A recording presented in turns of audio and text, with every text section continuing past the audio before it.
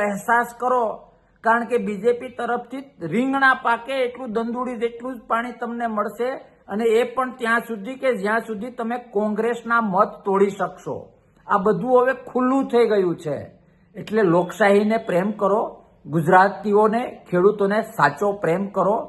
પાર્ટીના પ્રેમમાં એટલા ના ડૂબી જાઓ, પોતાની પાર્ટીના પ્રેમમાં એટલા ના ડૂબી જાઓ કે ક્યાંક ને ક્યાંક ગુજરાતીઓનું અહિત થઈ જાય, આધ્યાત્મિકતાનું અહિત થઈ જાય.